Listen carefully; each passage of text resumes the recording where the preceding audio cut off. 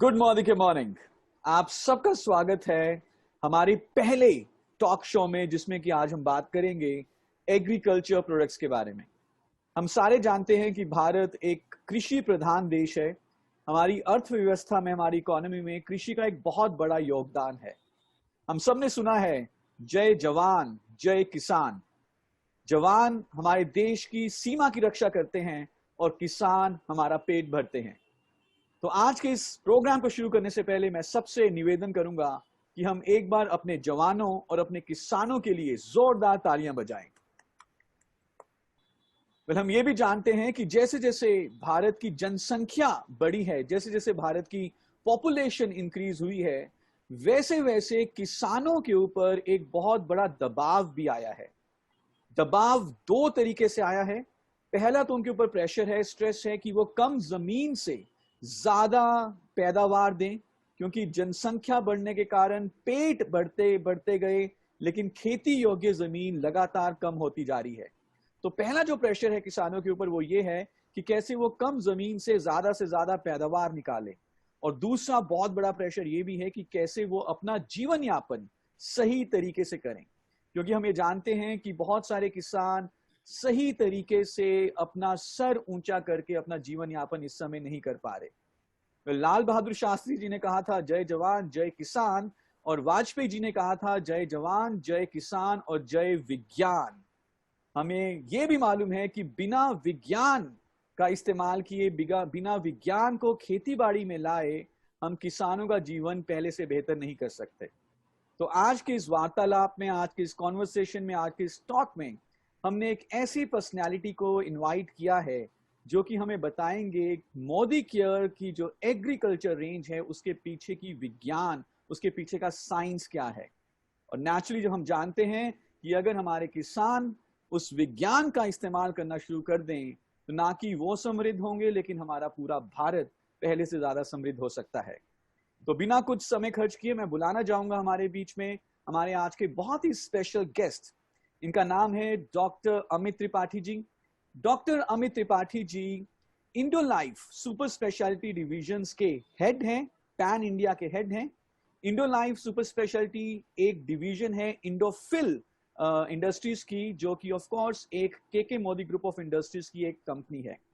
तो मोदी केयर और Indofil sister companies हैं, और इंडोफिल की डिवीजन इंडो लाइफ को इस समय हेड कर रहे हैं डॉक्टर अमित त्रिपाठी जी। डॉक्टर अमित त्रिपाठी जी को एक बहुत लंबा एक्सपीरियंस है एग्रीकल्चर में। इन्होंने अपनी ग्रेजुएशन, अपनी पोस्ट ग्रेजुएशन एग्रीकल्चर में किया। इनफैक्ट इन्होंने अपना डॉक्टरेट रूरल डेवलपमेंट में किया है और दिल से एग्रीकल्चर से जुड़े हुए हैं। बहुत बड़ा एक्सपीरियंस है और आई एम श्योर कि आज जब उनसे हम वार्तालाप करेंगे, जब बातचीत करेंगे, तो आपको मोदी के प्रोडक्ट्स के बारे में बहुत अच्छी जानकारी मिलेगी। तो आपकी जोरदार तालियों के साथ let's invite doctor Amit Tripathi ji. Welcome sir, welcome sir. Sharad ji, पूरे मोदी के परिवार की तरफ से, सारे मोदी के कंसल्टेंट्स की तरफ से आपको बहुत बहुत welcome. And all our audiences, all our consultants are eagerly looking at this conversation, और वो सीखना चाहते हैं आपसे जानकारी लेकर कि क्या मोदी के प्रोडक्ट्स के पीछे विज्ञान है और कैसे हम खेती बाड़ी को और अच्छा कर सकते हैं। सर आपका बहुत बहुत वेलकम। थैंक यू, बहुत बहुत धन्यवाद शरद चौधरी साहब।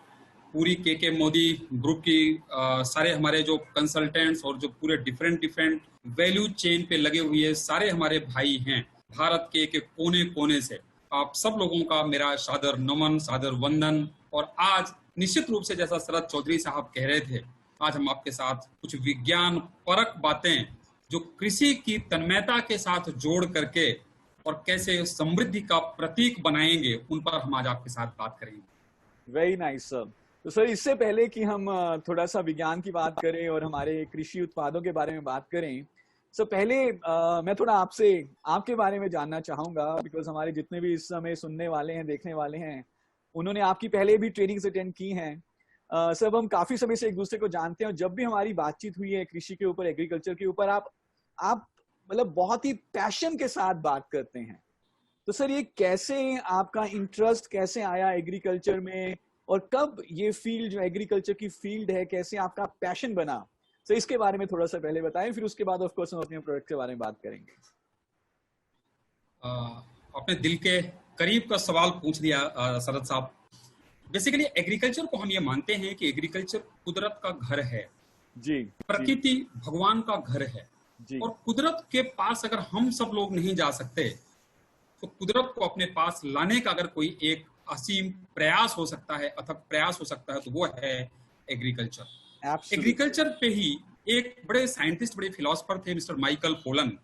उन्होंने तो यहां तक डिफाइन किया था कि जो पूरे संसार में सुंदरता की खोज हुई, research on the beauty, so he was saying कि basically flower was the originator of the beauty.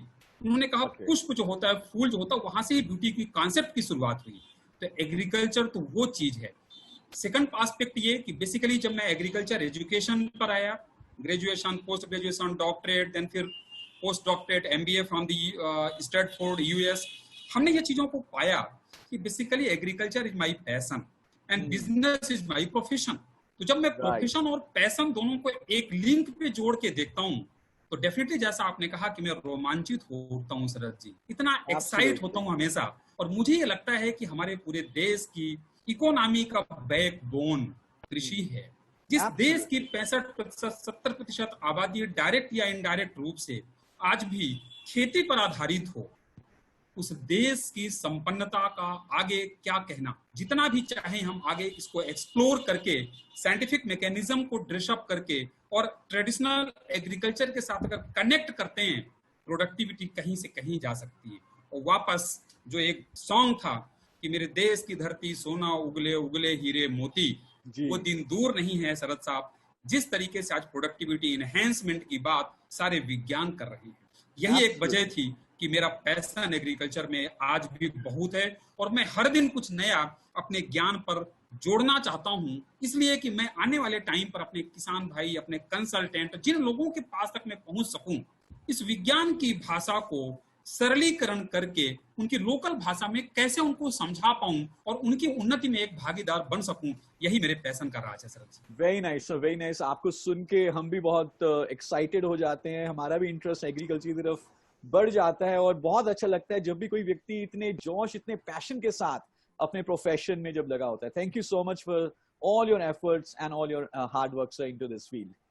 चलिए सब बातचीत शुरू करते हैं एग्रीकल्चर के बारे में, खेती बाड़ी के बारे में। आपने भी बताया कि खेती बाड़ी भारत में तकरीबन 60 से 65% लोग सीधे रूप से खेती बाड़ी के ऊपर कहीं ना कहीं निर्भर है।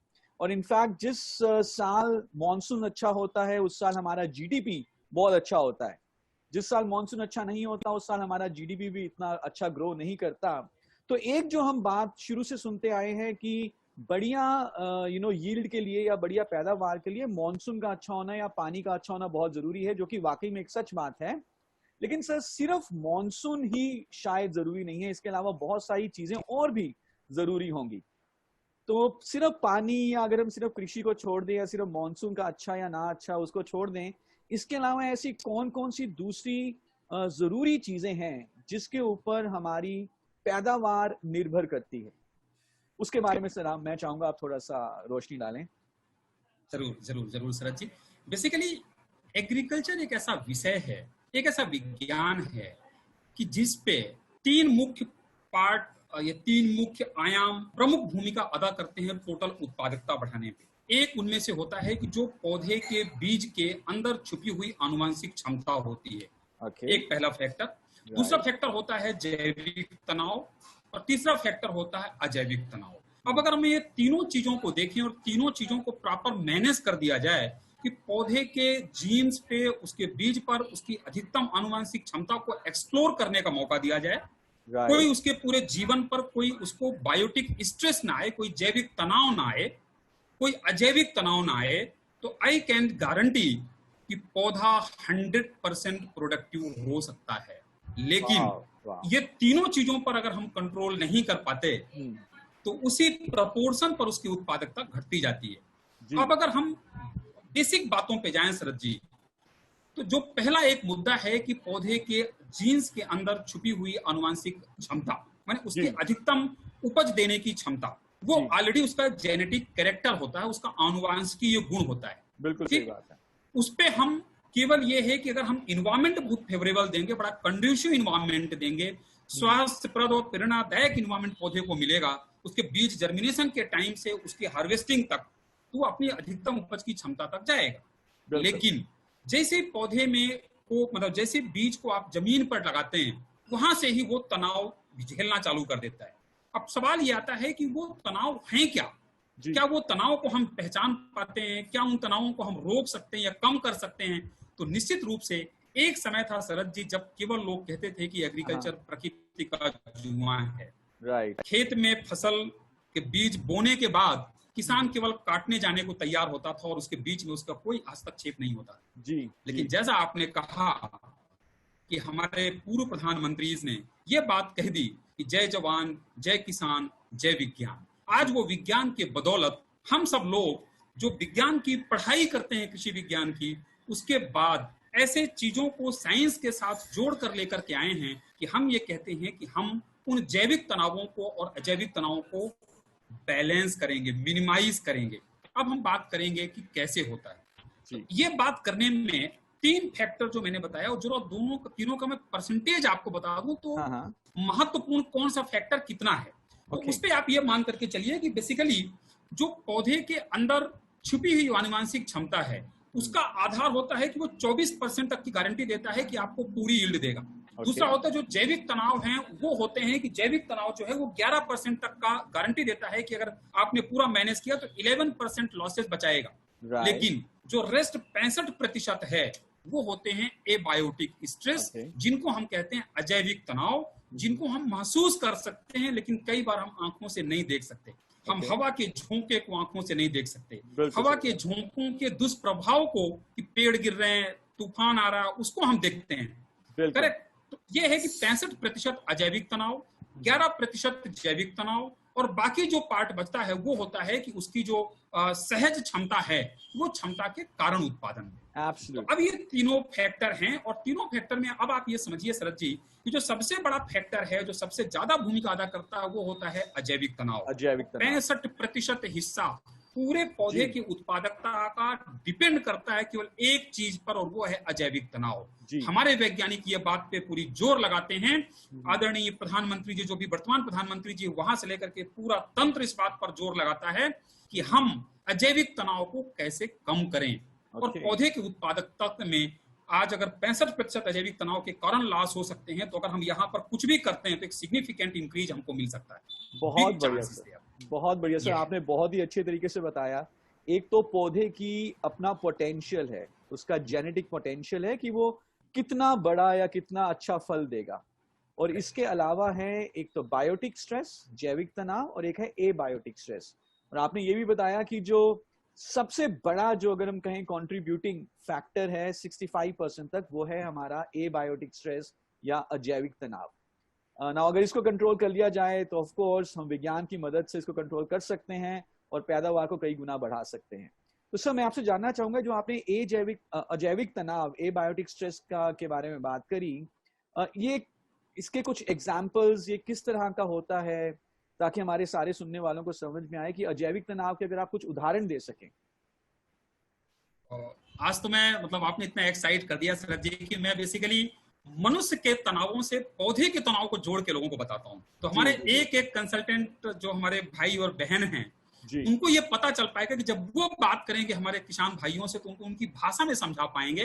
क्योंकि मैं एक चीज में बहुत फर्म बिलीव करता हूँ, जितने भी उदाहरण मैं मनुष्य से जोड़ के देता हूँ, उतना सहज और सरल तरीके से वो आखिरी छोर तक पहुंच पाता है। तो अब हम पहले बात कर लें शरद जी की मनुष्य के तनाव क्या होते हैं, मनुष्य के टेंशन कैसे होते हैं, उनके रिजल्ट कैसे आते हैं। तो मनुष्य का टेंशन होता है, किसी को जॉब का टेंशन है, किसी को बॉस का टेंशन है, किसी को लोन का टेंशन है, किसी को बीमारी का टेंशन है। अब इसमें होता क्या है, ये टेंशन, ये तो हो गए अजैविक तनाव। ये ध्यान रखिए कि सब अजैविक तनाव मनुष्य के लिए, ठीक। अब ये अजैविक तनाव में उसके रिजल्ट क्या दिखते हैं? रिजल्ट ये होता है कोई डायबिटिक हो गया, किसी का ब्लड प्रेशर इंक्रीज हो गया, किसी को हार्ट की परेशानियां हो गई, ये उसके इफेक्ट आते हैं। अजैविक तनाव क्या थे? बॉस का टेंशन, ऑफिस का टेंशन, लोन का टेंशन, बच्चों की शिक्षा का टेंशन, बच्चों की नौकरी का टेंशन। उसके रिजल्ट क्या है? डायबिटीज, हार्ट पेशेंट हो गए, बीपी बढ़ गया, ये सारे उसकी प्रॉब्लम हुई।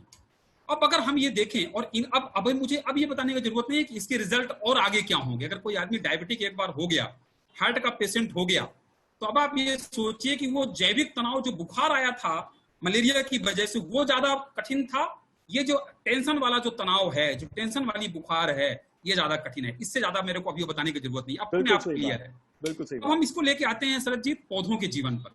जी। पौधों के जीवन पे जो तनाव होता है शरद जी, मैं तो हमेशा ये कहता हूं कि हमारा पौधा एक ऐसा एक ऐसा प्राणी है हम्म। जो ना तो बोल पाता है ना रो पाता है, लेकिन वो केवल हंस पाता है, और उसकी उस ओके। भाषा को उसके वैज्ञानिक समझ पाते हैं। हम ये कहते हैं कभी अगर पौधे को दर्द होता है तो जी। पौधा रोता है, लेकिन हमारा पौधा बिना आवाज किए और बिना आंसू के रोता है शरद जी, बिना आवाज और बिना आंसू के रोता है हमारा पेशेंट, वो मेरा पौधा होता है। उसके उस तनाव को हम कैसे समझते हैं कि अगर हमारे पौधे को तनाव क्या होता है, पौधे में वातावरण में तापमान बढ़ गया, वातावरण में तापमान घट गया, पानी ज्यादा बरस गया, पानी कम बरस गया, पाला पड़ गया, तूफान आ गया, ह्यूमिडिटी बहुत लंबे टाइम तक रिटेन कर गई, ये पौधे के तनाव होते हैं। कहीं पीएच मान अचानक से चेंज हो गया, वो पौधे के तनाव है। बिल्कुल सही बात। अब आपको मैं यहाँ पर ये थोड़ा बताऊं कि ये तनाव को पौधा रिस्पॉन्ड कैसे करता, तो आपको बड़ा आनंद आएगा और बड़ी सरल भाषा में मैं लेके आता हूँ विज्ञान को। पौधा क्या करता है कि जब पौधे को इस तरीके का तनाव मिलता है तो पौधे के अंदर एक ऑटोमेटेड रिमोट कंट्रोल सिस्टम होता है, भगवान ने प्रकृति ने बना के दिया है। तो पौधा सबसे पहला काम ये करेगा कि ऑक्सीजन जो पौधा सांस लेने की प्रथा है, फिजियोलॉजिकल प्रोसेस है पौधे की, सबसे पहला अटैक पौधे की रेस्पिरेटरी प्रोसेस पे होती है, सांस लेने की प्रक्रिया पे। हम सब लोग जानते हैं कि पौधा सांस लेता है जब तो वो करता क्या है कि वो कार्बन डाइऑक्साइड को लेता है और ऑक्सीजन को छोड़ता है, करेक्ट। अब यहां पर क्या होता है कि जब पौधा तनाव में आता है तो सबसे पहला जहां उसके श्वास लेने की जो दरवाजे हैं, जिनको हम कहते हैं स्टोमेटा, रोम छिद्र पत्तियों पे होते हैं, सबसे पहले वो स्टोमेटा को बंद करता है पौधा। ये प्रकृति है, ये विज्ञान ने साबित किया है कि सबसे पहले वो अपने जो सांस लेने के दरवाजे उनको बंद करता है, घबरा जाता है पौधा। जब उनको बंद करेगा तो क्या होगा, अंदर जितनी ऑक्सीजन है वो बाहर नहीं जा पाएगी, और उसके कारण एक ROS करके प्रॉब्लम चालू होती है, जिसको हम बोलते हैं रिएक्टिव ऑक्सीजन स्पीसीज। ये एक प्रॉब्लम चालू हो जाती है। उसके वजह से पौधे की पूरी मेटाबॉलिक प्रोसेस, पूरी चयापचयी क्रियाएं, पूरी फिजियोलॉजिकल एक्टिविटीज सब डिस्टर्ब होना चालू हो जाती हैं। और जब पूरी फिजियोलॉजिकल प्रोसेसेस, पूरी चयापचयी क्रियाएं डिस्टर्ब हो जाएंगी, पूरा एंजाइमेटिक और हार्मोनल बैलेंस गड़बड़ जाएगा, तो पौधे की उत्पादकता पे आप अंदाज लगा सकते हैं कि वैसे ही होगा जैसा एक डायबिटिक और हार्ट का पेशेंट की उत्पादकता का आप अंदाज लगा सकते हैं। ये बात इसके साथ जोड़ करके बताई। Very nice. आपने सब बहुत ही अच्छे तरीके से, बहुत ही अच्छे एग्जाम्पल देके बताया इसके बारे में। जैसे कि एक मनुष्य को कई तरह के तनाव झेलने पड़ते हैं, स्ट्रेस झेलने पड़ते हैं, और अगर वो उसको अडेप्ट ना कर सके उन स्ट्रेसेस के हिसाब से, तो उसको कई सारी बीमारियां हो सकती हैं। कुछ इसी तरह से पौधे भी अगर अपने आप को ढाल ना सके, अडेप्ट ना कर सके, तो उनको कई तरह की बीमारियां झेलनी पड़ सकती हैं, जैसे कि आपने स्टोमेटा के बारे में बताया और पूरे साइंटिफिक प्रोसेस के बारे में बताया। I think very very nice है जिस तरीके से आपने इसको एक्सप्लेन किया। तो सर अब इससे बचा कैसे जाए? मुझे मालूम है कि अगर हमें अपनी जीवन शैली, एक मनुष्य को अगर अपनी जीवन शैली के तनाव से बचना है, चाहे वो जॉब का तनाव है, चाहे वो बिजनेस का तनाव है, चाहे वो किसी भी दूसरे चीज का तनाव है, तो उसको अपनी अंदरूनी शक्ति बढ़ानी होगी। अंदरूनी शक्ति बढ़ाने के लिए शायद वो ध्यान करेगा, शायद वो अच्छा पॉजिटिव मेंटल एटीट्यूड रखेगा, अच्छा खाना खाएगा। तो पौधे को अगर हम अंदरूनी शक्ति बढ़ाना चाहते हैं पौधे की, तो आपके हिसाब से मोदी केयर में हमारे पास कौन कौन से ऐसे प्रोडक्ट हैं जिससे कि हम पौधे की अंदरूनी शक्ति बढ़ा पाएं और फिर पौधा इस तरह के तनाव से बच सके?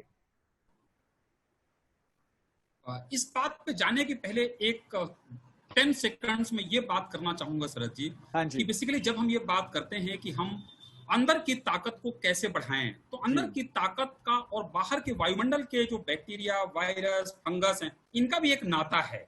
ये नाता थोड़ा मैं एक बार जरा प्रकाश डाल दूं, फिर मैं आपको उसमें लेके चलता हूँ। इस पे ये होता है कि हमें आंखों से दिखाई नहीं देता कि जहां हम बैठे हैं सब जगह पे बैक्टीरिया, वायरस, फंगस चारों तरफ होते हैं, और वो 24 आवर अटैक करते हैं। लेकिन कोई ना कोई एक ऐसी चीज है कि कोई आदमी उसके अटैक में प्रभावित होकर के बीमार पड़ जाता है, और कोई आदमी दुरुस्त होकर के हमारे शरद चौधरी जी की तरह जो है एकदम दुरुस्त बैठा रहता है। ये फर्क कैसे पड़ता है? ये फर्क इसी वजह से पड़ता है जो भी आपने पॉइंट टच किया कि अंदर की अंदरूनी ताकत एक अपने आप में बेमिसाल शब्द है सर। और अगर अंदरूनी ताकत की हम बात करते हैं तो वो ताकत जो हमारी बॉडी डेवलप करती है, लेकिन बॉडी को वो ताकत डेवलप करने के लिए कुछ ना कुछ स्टिमुलेट करना पड़ता, प्रेरित करना पड़ता है। जैसे मनुष्यों को कोई अच्छा काम करने के लिए कैसे प्रेरित करना पड़ता है, कैसे मोटिवेट करना पड़ता है, तो बॉडी के सिस्टम को भी हमको स्टिमुलेट करना पड़ता है। और वो स्टिमुलेट करने के लिए जो प्लांट को स्टिमुलेट करता है, बायोलॉजिकली डिराइव होता है, उसको हम कहते हैं बायोस्टिमुलेंट। और वो बायोस्टिमुलेंट जो पौधे के बॉडी को एक्टिवेट करता है, इनर्जाइज करता है, इम्यून सिस्टम को स्ट्रांग बनाता है, right from the germination to up to the harvest. वो कुछ साइंस बेस्ड टेक्नोलॉजी ड्रिवन उत्पाद होते हैं। और वो उत्पाद, जैसा आपने बिल्कुल सही कहा कि मोदी केयर जैसी एक ऑर्गेनाइजेशन जो लोगों के वेलनेस पर बात करती है, there are number of organization जिनको हमने देखा है कि लोगों को, ये कई ऑर्गेनाइजेशन चाहते हैं कि लोग बीमार पड़े फिर हम उनको ठीक करें जी। पर ये एक ऑर्गेनाइजेशन जो हमेशा ये चाहता है कि हमारा पौधे की वेलनेस की बात करें, मनुष्य के वेलनेस की बात करें, मनुष्य के हमेशा हंसते खिलखिलाते चेहरों की बात करें, ये वो ऑर्गेनाइजेशन है। इस ऑर्गेनाइजेशन ने इतना बढ़िया उत्पाद दिया है मोदी केयर ने कि जिसकी बखान तो जितना शब्दों में करें कम पड़ेगा। वो उत्पाद का नाम है एक्टिव मैक्स।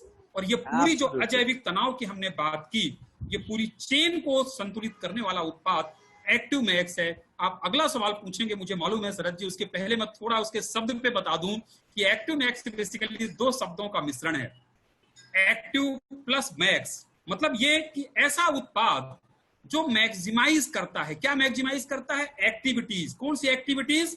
पौधे के अंदर की पूरी फिजियोलॉजिकल एक्टिविटीज, पौधे के अंदर की पूरी मेटाबॉलिक एक्टिविटीज को मैक्सिमाइज करता है। और अभी हमने बताया कि पौधे के अंदर की अगर फिजियोलॉजिकल मेटाबॉलिक एक्टिविटीज मैक्सिमाइज होंगी, एक्टिवेट होंगी, स्टिमुलेट होंगी, तो पौधा अजैविक तनाव को ऐसे कुचल कुचल करके मारेगा कि आप देख सकते हैं, और अपने उत्पादन पर आंच नहीं आने देगा। ये उत्पाद है एक्टिव मैक्स। बहुत बढ़िया सर, आपने जिस हिसाब से बताया है एक्टिव मैक्स के बारे में, मैं खुद बहुत एक्साइटेड हो गया हूँ इस प्रोडक्ट के बारे में जानने के लिए। ऑफ कोर्स हम ट्रेनिंग्स करते आए हैं, लेकिन आज जो हमारे पास अपॉर्चुनिटी है इस प्रोडक्ट के विज्ञान की जानने की, आई एम श्योर कि जितने भी हमारे इस समय इस चैट को देख रहे हैं वो बहुत ध्यान से अब इसको समझेंगे। सर, जैसे आपने बताया कि अंदरूनी शक्ति बढ़ाने के लिए हमें सिर्फ ऊपर से काम नहीं करना, जड़ के ऊपर काम करना है। जो रीजन है कि क्यों इम्यूनिटी कम है या क्यों इस तरह के तनाव को पौधा नहीं झेल पा रहा, उसकी जड़ तक जाना है। और ऐसे ही जब हम भी बात करते हैं ह्यूमन हेल्थ की, वेलनेस के बारे में, तो we talk about cellular nutrition. अगर कोशिकाएं स्वस्थ हैं तो पूरा शरीर स्वस्थ रहेगा। और मैं आपकी बातों से समझ पा रहा हूं कि एक्टिव मैक्स भी सिर्फ एक फॉर्मेलिटी नहीं करता कि ऊपर से हमने कुछ न्यूट्रिशन दे दिया, जबकि वो पौधे को अंदर से मजबूत बनाता है। तो सर, ऐसा क्या है एक्टिव मैक्स में? क्या विज्ञान है एक्टिव मैक्स के पीछे? क्या क्या उसकी कॉम्पोजिशन है? कैसे उसको बनाया गया है? क्यों एक्टिव मैक्स पौधे के लिए इतना ज्यादा फायदेमंद है? सर, इसके बारे में आप थोड़ा सा बताइए प्लीज। बेसिकली हम ये जानते हैं शरद जी कि उत्पादन को प्रभावित करने वाले कुछ कारक होते हैं। जैसा अभी हमने कहा कि एबायोटिक स्ट्रेस है, अब अजैविक तनाव है, जैविक तनाव है, और दूसरा होता है पौधे की जो इनर पोटेंशियल होता है, जिसको हम कहते हैं कि उसकी जो ट्रू जेनेटिक पोटेंशियल होती है। अब अगर हम ये बात करते हैं कि बेसिकली एक्टिव मैक्स के बारे में कि एक्टिव मैक्स की टेक्नोलॉजी क्या है, तो अगर मैं उसको सारांश में और सरल शब्दों में बताना चाहूँ तो आप ये समझिए कि एक्टिव मैक्स को एक टेक्नोलॉजी लाई गई है जिसको हम कहते हैं आईनेट टेक्नोलॉजी। और वो टेक्नोलॉजी का फुल फॉर्म है इंडोलाइफ न्यूट्रिएंट इनेबलर टेक्नोलॉजी। बिकॉज एक पार्ट ये होता है कि ये एक ऐसा विषय है जिस विषय पर हमको इंग्रेडिएंट्स इस तरीके के लाने पड़ेंगे जो इंग्रेडिएंट पौधे के पूरी सिस्टम पर अलग अलग स्टेज पर अलग अलग साइट पर जाकर के काम करें, नंबर वन। दूसरा ये कि ये सारे इंग्रेडिएंट्स का जो एक कंप्लीट रेसिपी और एक टेक्नोलॉजी इसके साथ में लगाई जाती है वो बड़ी डिफरेंट होती है। आज एक्टिव मैक्स को हम ये कहते हैं कि ये एक biotechnology, bio microbiology research product है। It's not a simple product, it's not one constituent और वन इंग्रेडिएंट की कोई एक इंग्रेडिएंट इसके अंदर में लाया, दो इंग्रेडिएंट लाए और घोल करके तैयार कर दिया गया। ये पिछले 50 साल का जो एक इतिहास है, इंडोफिल की कितनी बड़ी लेगेसी है अनुसंधान की, रिसर्च की, उसके पश्चात इस तरीके के उत्पाद, इस तरीके की टेक्नोलॉजी खोज निकाली गई। और इस पे ये देखा गया जो सबसे बड़ी बात होती है पौधे की पूरी टेक्नोलॉजी पौधे के पूरे अंदर के इम्यून सिस्टम को स्ट्रांग करने के लिए और अजैविक तनावों को सहने की क्षमता पैदा करने के लिए उस पे चीजें आती हैं, माइक्रोबियल मेटाबोलाइट्स, उसमें चीजें आती हैं कि आपका बायो एक्टिव सर्फेक्टेंट, उसमें चीजें आती हैं एंजाइम्स, उसमें चीजें आती हैं हार्मोन्स, उसमें चीजें आती हैं बीटेंस, फिर जाकर के इंडोलाइफ न्यूट्रिएंट इनेबलर टेक्नोलॉजी से माध्यम से आईनेट का एक उत्पाद तैयार होता है और इसको हम कहते हैं एक्टिव मैक्स। एक्टिव मैक्स में ये है कि सारी चीजें जिस तरीके से मिला करके एक प्रॉपर कंपोजिशन, प्रॉपर इंग्रेडिएंट, एक साइंटिफिक प्रोसेस के साथ में मिलाया गया है, उस पे हम ये कह सकते हैं पूरे विश्वास के साथ शरद जी कि अगर लोगों ने एक्टिव मैक्स को रिकमेंडेड स्टेजेस पे जो अनुशंसित अवस्थाएं हैं, अनुशंसित मात्रा है, उस पे अगर इस्तेमाल करेंगे तो ये एक ऐसा उत्पाद है जो कोई एक फसल पर डिपेंडेंट नहीं है, कोई एक ज्योग्राफी स्पेसिफिक नहीं है, कोई भी फसल हो, कोई भी ज्योग्राफी हो, हर जगह हर तापमान पर एक्टिव मैक्स खरा उतरता है और अपने कारण, अपनी टेक्नोलॉजी के कारण, अपने कॉन्स्टिट्यूएंट्स के कारण पौधे के उत्पादकता पर एक सिग्निफिकेंट इंप्रूवमेंट करके देता है। ये इंप्रूवमेंट ना केवल क्वांटिटेटिव बट क्वांटिटेटिव के साथ साथ क्वालिटेटिव इंप्रूवमेंट बहुत अच्छा देता है। ये वो उत्पाद है और इसीलिए हम कहते हैं कि ये आईनेट टेक्नोलॉजी जो हमने इसके साथ लगाई है ये दुनिया में और किसी के पास नहीं है। ये हमारी अपनी टेक्नोलॉजी है, अपनी खोजी हुई टेक्नोलॉजी है, कॉन्स्टिट्यूएंट्स हमारे खुद के बनाए हैं और उसके बाद हमने आयरलैंड से लेकर के ये प्रोडक्ट तैयार किया गया। इसकी यही यूनिक विशेषता है, उसके वजह से ये उत्पाद आज इतना लाइक किया जा रहा है और जहां पर भी लोग एक बार इस्तेमाल करते हैं लोग इसके भक्त हो जाते हैं कि यार भी एक्टिव मैक्स के बिना दोबारा तो हमको खेती करना ही नहीं है। इस तरीके के लोगों के संदेश हमारे पास आते हैं। एब्सोल्युटली सर, मोदी केयर में भी एक्टिव मैक्स इस समय किसानों का सबसे ज्यादा फेवरेट प्रोडक्ट बन चुका है और हमारे पास भी लगातार इसके ऊपर टेस्टिमोनियल्स आते हैं कि डिफरेंट क्रॉप्स के ऊपर कैसे किसानों ने इसके ऊपर बेनिफिट लिया है और ये प्रोडक्ट हमारे कंसल्टेंट्स के बिजनेस को भी कई गुना तेजी से आगे बढ़ा रहा है।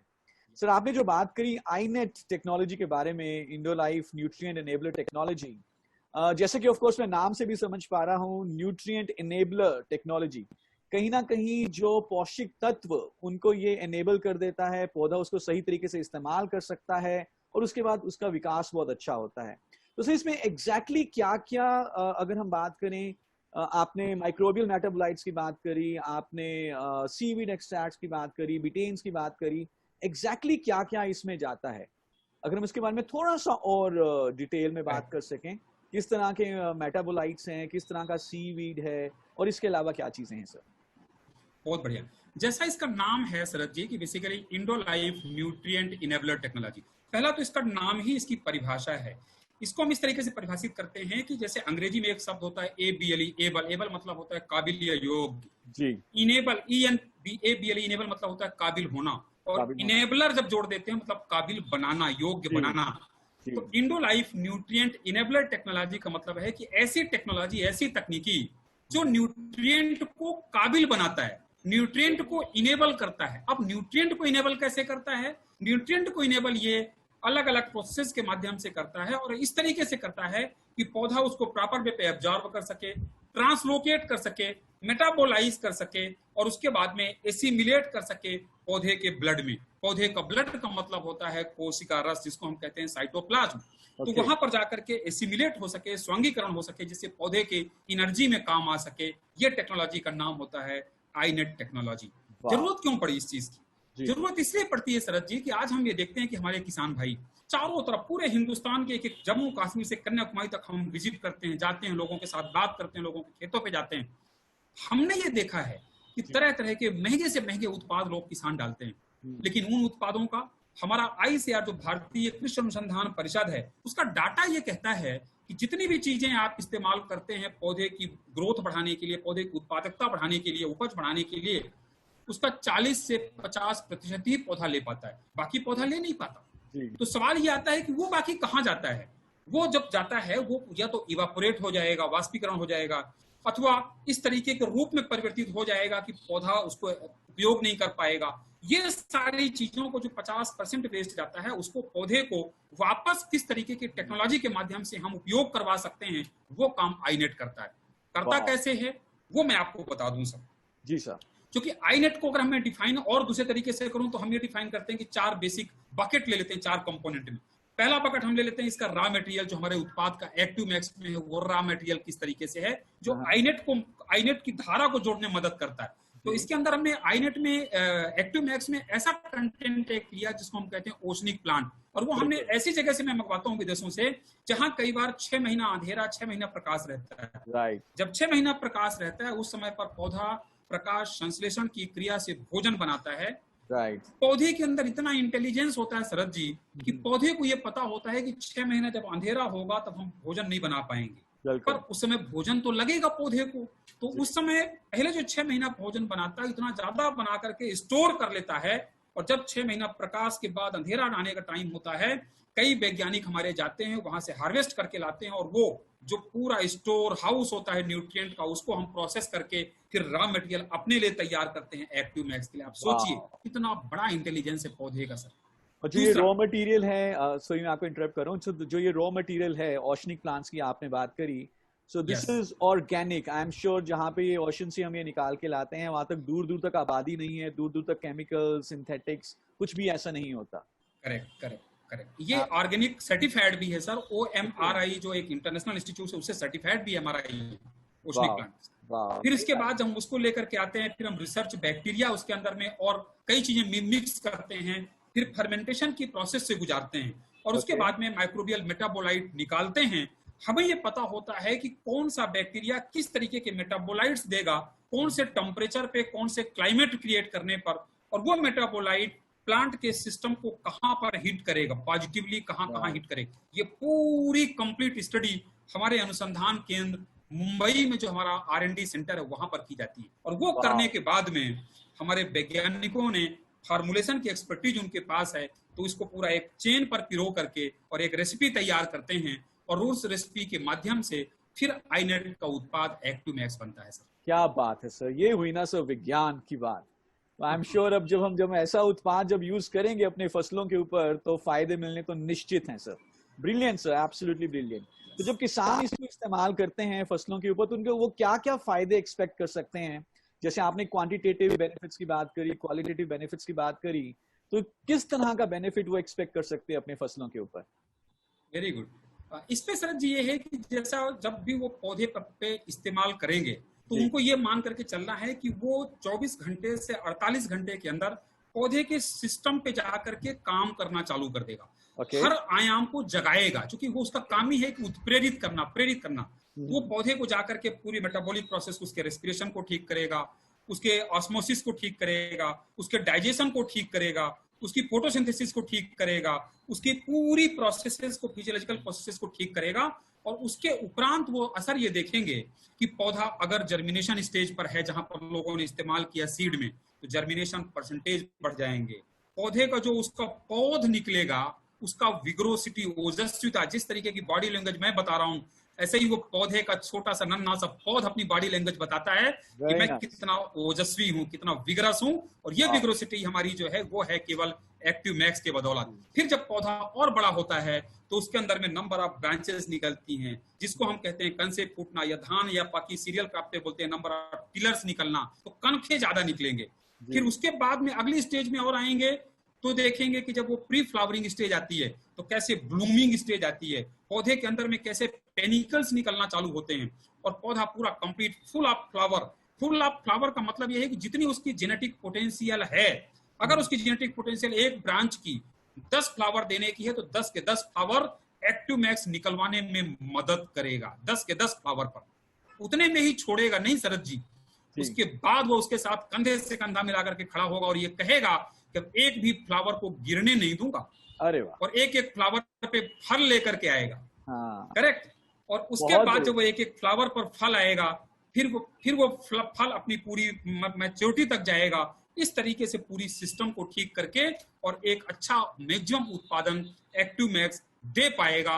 ये चीज किसान वाच कर सकते हैं। अभी मैं अगर किसानों को कहूंगा कि उसमें ऑस्मोटिक प्रोसेस में इस तरीके के चेंज होते हैं, तो वो उनको उतना विज्ञान उनके काम का भी नहीं है। उनको तो ये कि उनको असर कैसे दिखेगा, ये चीज अगर उनको पकड़ में आ जाए तो बढ़िया। एक और बड़ी चुनिंदा बात मैं आपको बताऊं शरद जी, जो मेरे खुद के 2 डिकेड से ज्यादा का कैरियर हुआ। मैं इंडिया के बाहर करीब 15-20 कंट्रीज में भी जाकर के तालुका लेवल पर मैंने किसानों के बीच में काम किया, चाहे जॉर्डन हो, फिलीपींस हो, इंडोनेशिया हो, वियतनाम हो, श्रीलंका, कई कंट्रीज में जाकर गाँव में काम किया।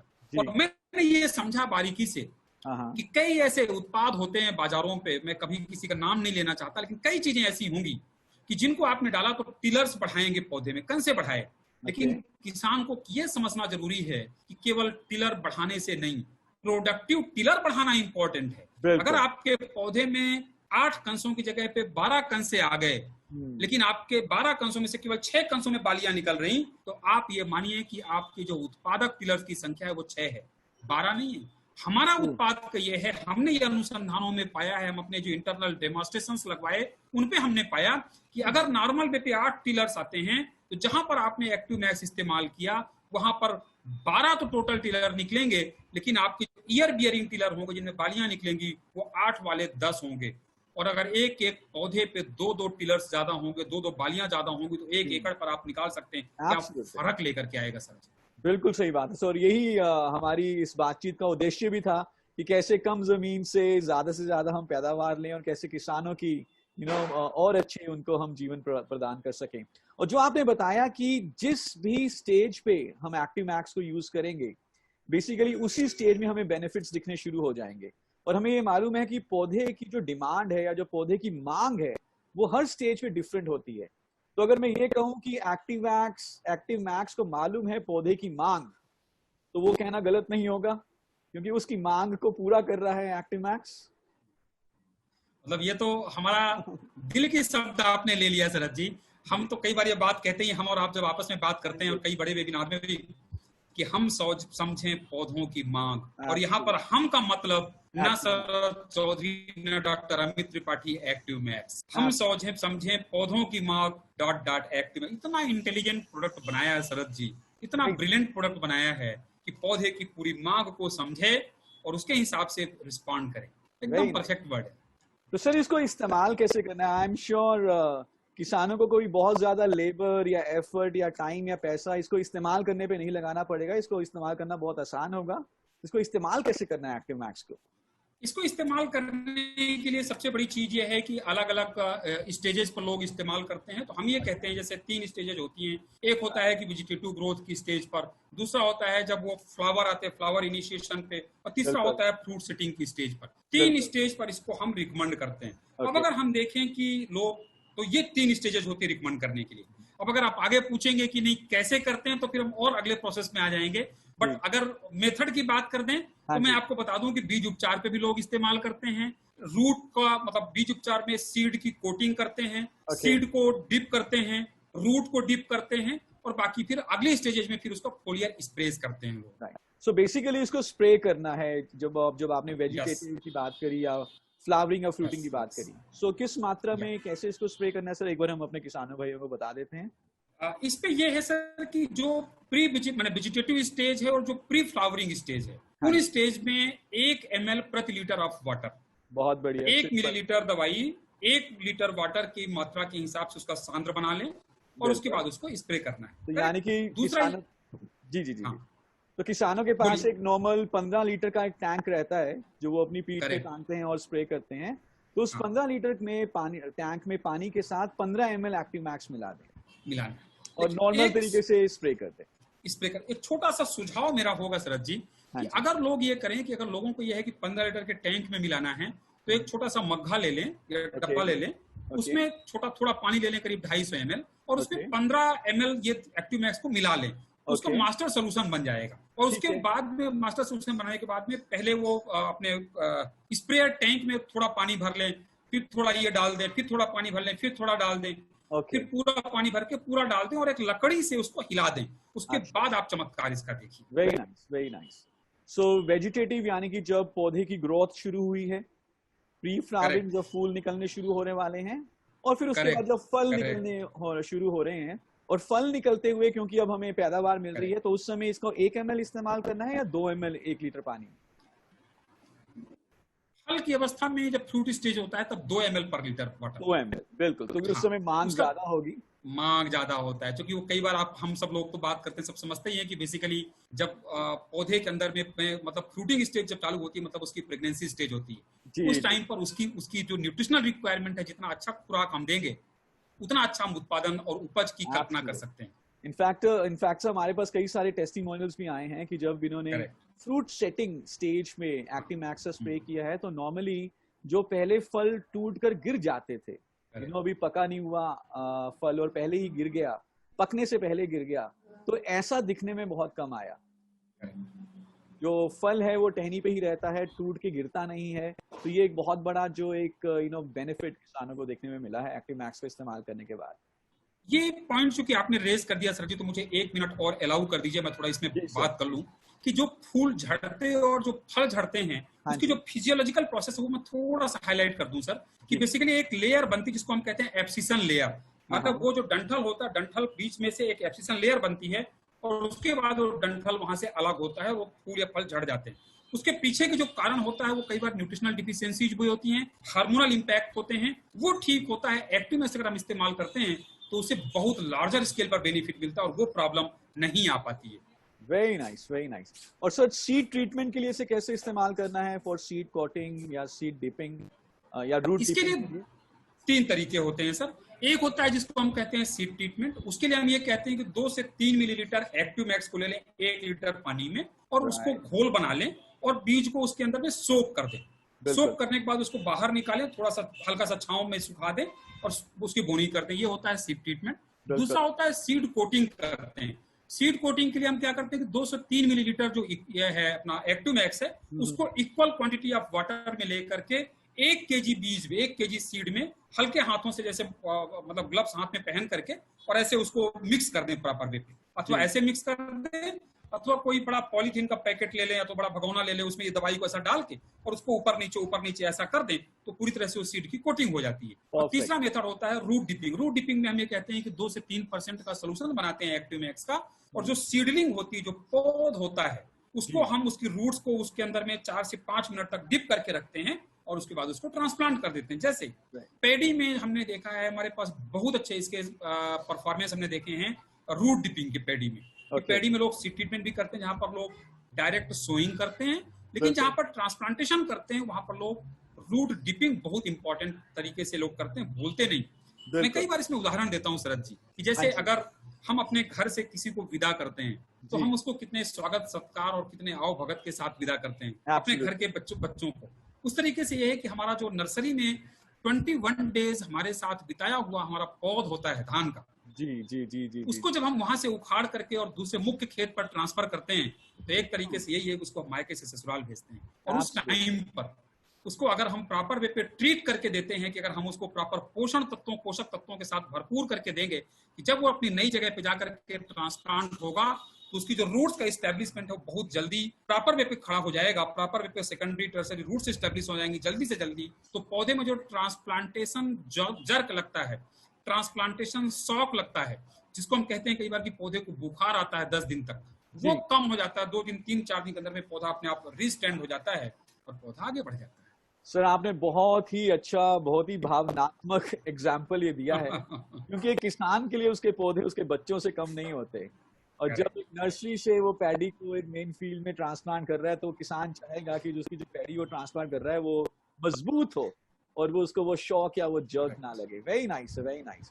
सो ये तो बात हो गई हमारे एक्टिव मैक्स की, और जिसके हमारे पास बहुत ही अच्छे रिजल्ट्स आ रहे हैं और बहुत ही बढ़िया तरीके से हमारे कंसल्टेंट्स एक्टिव मैक्स को प्रमोट कर पा रहे हैं। इसके अलावा सर मोदीकर में 2 प्रोडक्ट और हैं हमारे पास, इनफैक्ट 3 प्रोडक्ट और हैं, जिसमें से 2 हैं एक्टिव-80 और एक्टिव-80 गोल्ड।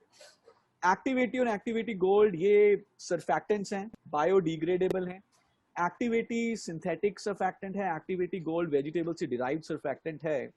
अब क्योंकि दवाइयां छिड़काव करनी है, हर्बिसाइड छिड़काव करने हैं, या इस तरह का हमारा प्रोडक्ट छिड़काव करना है, तो आपका क्या मानना है जो इस तरह के सर्फैक्टेंट्स हैं एक्टिव-80 और एक्टिव-80 गोल्ड, ये कैसे छिड़काव को फैलाकर पानी के सतही तनाव को तोड़कर कैसे इसके फायदों को और बढ़ा सकते हैं?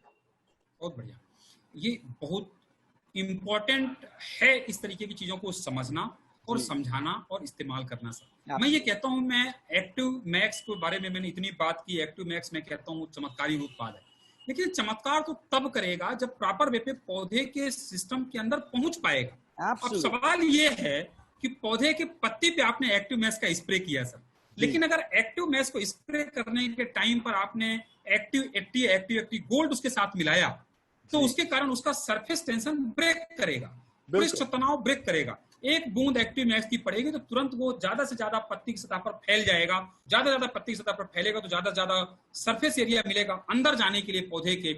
ये काम जितना बखूबी एक्टिव 80 और एक्टिव 80 गोल्ड करेगा, उतना ही बखूबी एक्टिव मैक्स परफॉर्म करेगा। ये बात केवल एक्टिव मैक्स के साथ नहीं शरद जी, ये सारे उत्पाद, चाहे किसान हर्बिसाइड इस्तेमाल करता हो, खरपतवार नाशक, चाहे कीटनाशक, चाहे फंजीसाइड यानी कवक नाशक, कुछ भी इस्तेमाल करता है, किसान को तो ये सूत्र बांध लेना चाहिए कि जब भी स्प्रे करना है विदाउट एक्टिव 80 गोल्ड के स्प्रे ही नहीं करना है, चाहे कोई भी उत्पाद। Absolutely sir. और हमारे पास भी बहुत सारे इसके टेस्टिमोनियल्स आए हैं जब एक्टिव 80 के साथ कोई भी छिड़काव किया गया है। अगर वो दवाइयों का छिड़काव है तो जो दो दवाइयों के छिड़काव में फ्रीक्वेंसी है वो थोड़ा सा उसमें गैप बढ़ गया है, पेस्टिसाइड का इस्तेमाल कम होना शुरू हो गया है, पेस्टिसाइड ने अच्छे तरीके से काम किया, कीड़े कम लगे, फसल की पैदावार अच्छी बढ़ी, और बहुत ही सिंपल तरीके से काम करता है एक्टिव 80। पानी के सतही तनाव को ये तोड़ देता है। इनफैक्ट जब हमसे लोग पूछते हैं कि एक्टिव 80 क्या है, कैसे ये फसलों की पैदावार को बढ़ाता है, क्या ये कोई दवाई है या कोई ये फफूंदी नाशक है या कोई ये खरपतवार नाशक है, तो हमारा उन्हें जवाब होता है कि एक्टिव 80 कोई दवाई नहीं है। इनफैक्ट हम तो ये कहते हैं कि एक्टिव 80 0 है, लेकिन जब 0 1 के पीछे लग जाए तो 10 हो जाता है, 10 के पीछे लग जाए तो 100 हो जाता है। तो आप एक्टिव 80 या एक्टिव 80 गोल्ड किसी भी तरह के जब घोल में मिला देते हैं, चाहे वो कीटनाशक दवाई का घोल हो, फफूंदी नाशक दवाई का घोल हो, चाहे वो एक्टिव मैक्स का घोल हो, तो इसके घोल के फायदों को कई गुना बढ़ा देता है। और सर इसे इस्तेमाल करना भी बहुत सिंपल है।